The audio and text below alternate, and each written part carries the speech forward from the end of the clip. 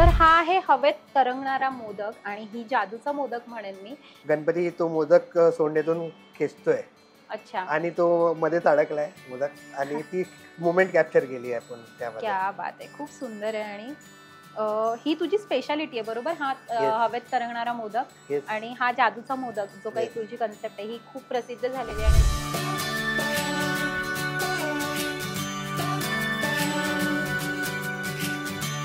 मल्हार स्वरूपात जी बाप्पाची मूर्ती साकारलेली आहे, रुद्राक्षांचं छोटं छोटं काम करण्यात तर आलेलंच आहे, पण त्याचबरोबर खंडेरायाची तलवार जी असते ती सुद्धा आहे आणि भंडारा आहे जो खंडोबाचा भंडारा जो महत्त्वाचा असतो, महत्त्वाचा विषय.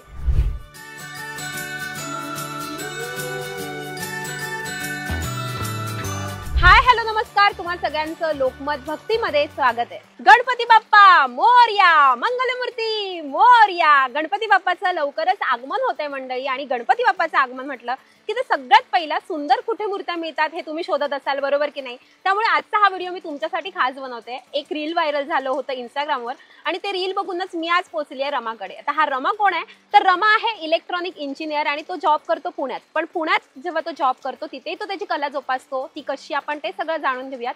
पण तुम्हाला माहितीये का शनिवार रविवार खास सुट्टीत सुद्धा तो मुंबईत येतो पुण्याहून आणि आपली कला जोपासतो आणि ही कला एवढी सुंदरपणे तो जोपासतो ना. आता ही कला तो त्रिमूर्ती आर्ट्सचे जे ओनर आहेत त्यांच्याकडनं शिकलेला आहे आणि ते खूप प्रसिद्ध आहेत. तर त्यांचं नाव आहे विशाल दादा शिंदे आणि विशाल दादा शिंदेकडनं तो ही कला सगळी शिकतो.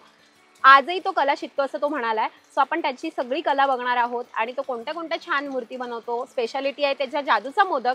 हे काय आहे हे सगळं तुम्ही व्हिडिओ बघितल्यावरच तुम्हाला कळणार आहे. त्यामुळे व्हिडिओ तुम्ही शेवटपर्यंत नक्की बघायचा आहे. आता आपण रमाला आता भेटायला जाणारच आहोत. पण तुम्हाला जर या कार्यशाळेत सत्यभामा या कार्यशाळेत कसं पोहोचायचं असेल तर आम्ही खाली पत्ता मेन्शन केलेलाच आहे. याचबरोबर फोन नंबर सुद्धा आम्ही देतो. त्यामुळे जर तुम्हाला ह्या मूर्त्या ऑर्डर करायच्या असतील तर खाली दिलेल्या नंबरवर तुम्ही कॉन्टॅक्ट करून इथपर्यंत पोहोचू शकतात. याचबरोबर खाली दिलेल्या डिटेल्समध्ये पत्ता पण आहे. तो पत्ता तुम्ही चेक करून इथपर्यंत पोहोचू शकतात.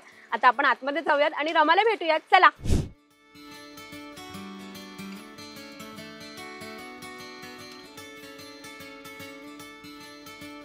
तर आता मी सत्यभामा गणेश कला मंदिर या आपल्या गणपती बाप्पाच्या कारखान्यात आलेली आहे आणि माझ्यासोबत रमा आहे. खूप खूप स्वागत रमा तुझं लोकमत सखीमध्ये. खरं तर गुजराती मुलगा आहे आणि एवढी छान मराठी बोलतोय. एकीकडे मराठी हिंदी याचा वाद होतोय आणि एकीकडे गुजराती मुलगा एवढा छान मराठी बोलतोय आणि आपली कला जोपासतोय. खूप भारी वाटतंय तुला भेटून आणि तुझं ज्या काही मूर्तीची कला आहे, तुझ्या ज्या मूर्तीमध्ये जे तू डोळे वगैरे सुंदर बनवतोस मला खूप आवडलंय. खरं तर मी तुझ्याकडे पोहोचली ती म्हणजे एक रील बघून आणि त्या रीलमुळे तू एवढा एका रात्री स्टार झालेला आहेस असं म्हणेन. कारण की एवढी सुंदर कला तू साकारतोयस.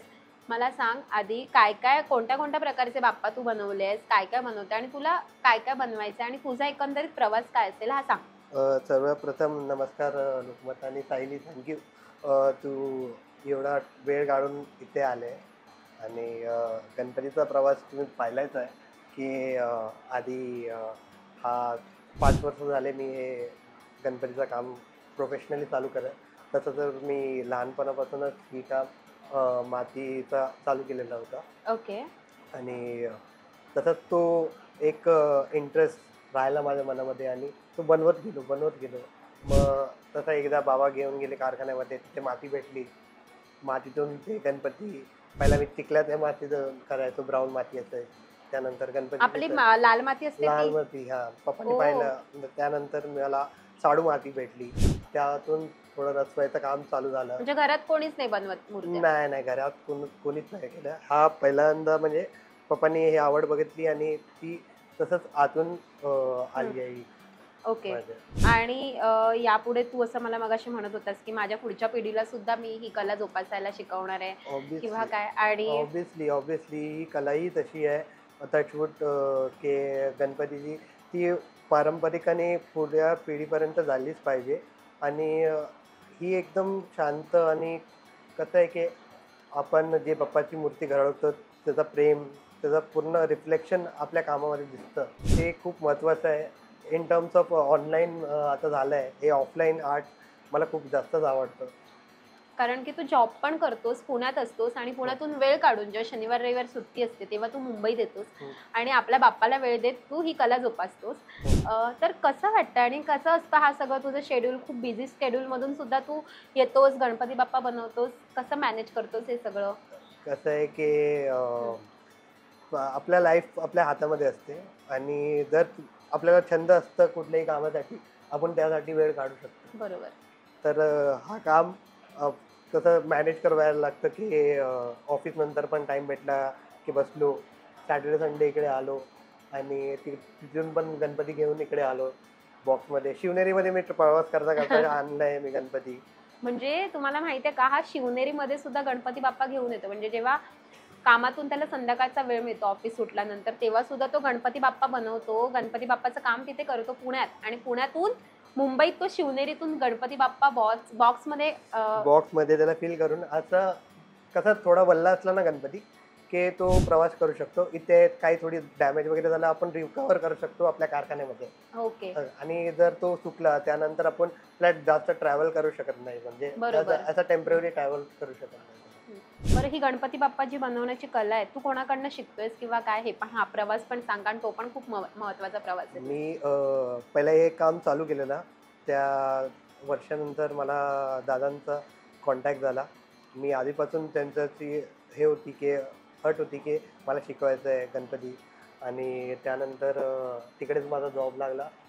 तिथेच मग गेलो आणि दादांकडे मग तसं एक शॉर्ट मध्ये कसं बोलू शकतो आपण, मी रिक्वेस्ट केली की दादा, त्यांनी पाहिलं की इंटरेस्ट आहे. मग तसं थोडा थोडा एक गणपती बघितला. असं करत करत मी दादांच्या जवळ गेलो. अच्छा.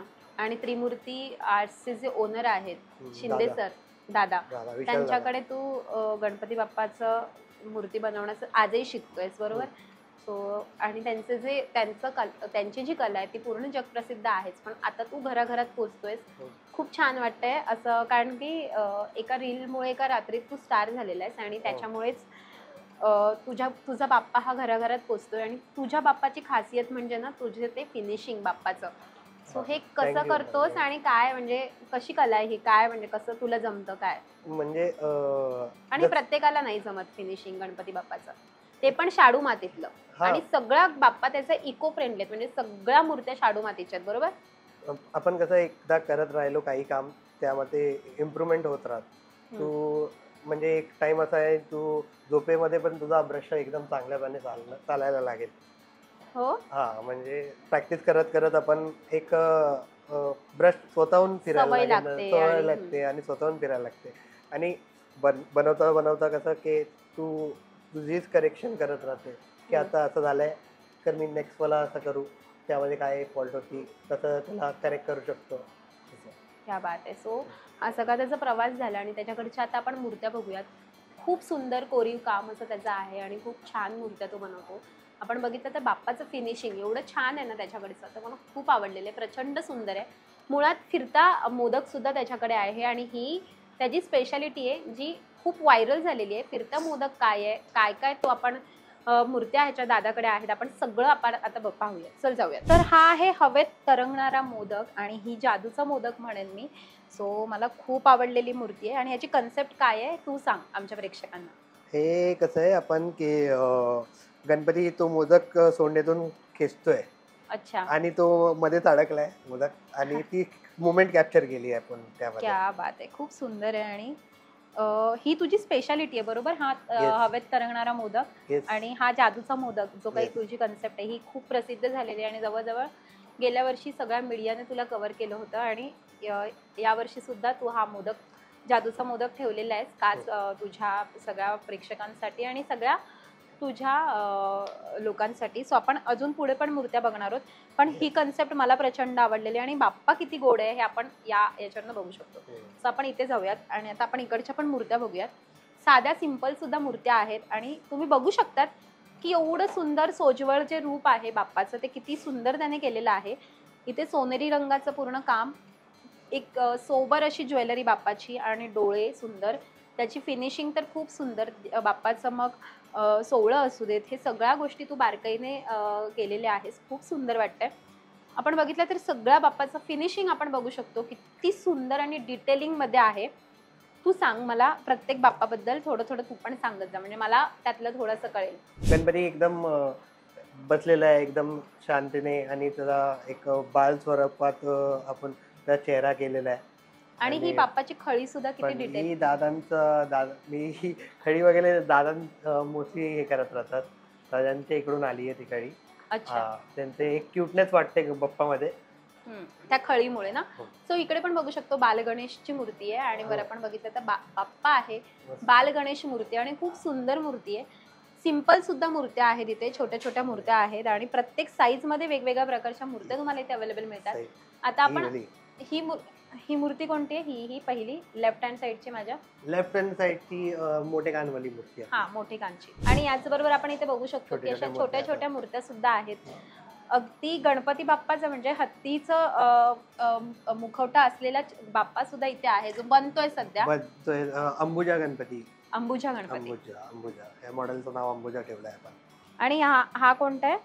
हा बालमूर्ती बालगणेश. सो आपण मल्हारची मूर्ती बघू शकतो. मल्हार स्वरूपात जी बाप्पाची मूर्ती साकारलेली आहे. रुद्राक्षांचं छोटं छोटं काम करण्यात तर आलेलंच आहे, पण त्याचबरोबर खंडेरायाची तलवार जी असते ती सुद्धा आहे आणि भंडारा आहे, जो खंडोबाचा भंडारा, जो महत्त्वाचा असतो, महत्त्वाचा विषय, तो सुद्धा डिटेलिंगमध्ये देण्यात आलेला आहे. आणि टिळा, खंडेरायाचा टिळा, असं बाप्पा छान. आणि खंडेरायाची जी बसायची स्टाईल होती, अशी जशी बसायची पोझिशन होती, सो ती सुद्धा त्यांनी एकदम डिटेलिंगमध्ये केलेली आणि खूप सुंदर मूर्ती. याचमध्ये मोठ्या आकाराची सुद्धा मूर्ती आहे आणि एवढी सुंदर डिटेलिंगमध्ये मूर्ती आहे ना. हा. याचबरोबर आपण वर बघू शकतो की सोज्वळ बाप्पा, एकदम सोज्वळ रूप असलेल्या बाप्पाचं जे आहे ना, अशा सगळ्या मूर्त्या खूप. आणि तुझ्या बाप्पाची खासियतच ती आहे की सोज्वळपणा. सो खूप सोज्वळपणा आहे. आणि हे आपण बघू शकतो, याला काय म्हणालास तू मगाशी? गजमुख. सो गजमुख मूर्ती सुद्धा आहे. आणि ही खास आहे ना तुझ्यासाठी मूर्ती? ही खास मूर्ती आहे, दादांच्या इकडून आलेली आहे आणि दादांनी एक डेमो मध्ये केलेली ही मूर्ती. आणि ते मला एक प्रेरणा म्हणून मी ठेवली आहे माझ्या इकडे. क्या बात आहे. आणि आपण बघू शकतो ना, याने बनवलं. आणि सगळ्यात महत्त्वाचं, आता ही सध्या तुझी मूर्तीचं काम सुरू आहे. आणि मी जेव्हा इथे आतमध्ये आले ना स्टुडिओमध्ये, तेव्हा त्याने मला एक फूल दिलं आणि त्यानेच मला सांगितलं की तुला जी मूर्ती आवडेल तिथे तू जाऊन ते फूल ठेव. आणि मी ह्या मूर्तीवर आणून ते फूल ठेवलेलं आहे. मला ही पण मूर्ती खूप आवडलेली आहे. तुम्ही बघू शकतात ना की बाप्पाचे डोळे किती डिटेलिंगमध्ये आहेत आणि बाप्पाचं जे काही फिनिशिंग आहे ते किती डिटेलिंगमध्ये, आणि एवढं सुंदर बाप्पाचं रूप तो साकारतो ना. मला खूप आवडलेलं आहे त्याचं काम, तर मला प्रचंड आवडलेलं आहे. पण जर तुम्हाला सुद्धा त्याचं काम आवडतं आणि जर तुम्हाला बाप्पाची मूर्ती इथे बुकिंग करायची असेल, तर मी तुम्हाला खाली कॅप्शनमध्ये सगळ्या डिटेल्स देते. त्या डिटेल्समध्ये जाऊन तुम्ही पत्त्यापर्यंत पण पोहोचू शकतात, इथपर्यंत. आणि तुम्हाला जर मूर्ती ऑनलाईन हवी असेल तर ती सुद्धा तुम्ही बुक करू शकतात त्याच्या फोन नंबरवरनं. सो नक्की हे सगळे डिटेल्स चेक करा. आणि तुम्ही हे सगळं बाप्पाने फुल पाडून मला आशीर्वाद दिलाय. क्या बात आहे यार बाप्पा, थँक्यू. सो जर तुम्ही हे डिटेल्समध्ये तुम्ही सगळं बघून इथे येऊ शकतात आणि इकडनं बुकिंग करू शकतात. मला खरंच खूप आवडलेलं आणि मला रमाला थँक्यू बोलायचं. रमा प्लीज ये. आणि थँक्यू सो मच, तू मला वेळ दिलास. आणि तू बिझी असतोस, माझ्यासाठी तो सुट्टी काढून खास आलेला आहे. सोमवार आहे आणि माझ्यासाठी तो खास पुण्याला जायचं थांबलेला आहे. त्यासाठी खरंच थँक्यू. आणि तू तुझी कला जोपासत राहा प्लीज, कारण की आताच्या पिढीत आपली कला पुढे नेण्यासाठी तू खूप मोठा हातभार लावतोयस. तुझ्यामुळे असे बरेच कलाकार असतील ज्यांना हे प्रेरणा मिळणार आहे आणि ज्यांना कोणाला ही कला शिकायची असेल. सो तुम्ही सुद्धा ही कला जोपासत राहा, कारण की ही आपली संस्कृती आणि आपणच जपली पाहिजे आणि आपल्या पिढीपर्यंत पुढे नेली पाहिजे. सो थँक्यू रमा आणि खूप खूप थँक्यू. थँक्यू सायली आल्याबद्दल. तुमच्यासोबत म्हणजे तुम्हीच एक माध्यम आहे, माझी आवाज पोचवू शकते लोकांपर्यंत. आणि खूप खूप धन्यवाद तुम्ही आल्याबद्दल. थँक्यू सो मच यार. आजचा आमचा हा व्हिडिओ तुम्हाला कसा वाटला हे आम्हाला कमेंट करून नक्की कळवा. आणि कोणती मूर्ती तुम्हाला जास्त आवडली आहे, कोणतं काम तुम्हाला जास्त आवडलं रमाचं, हे कमेंट करून नक्की कळवा. Thank you so much.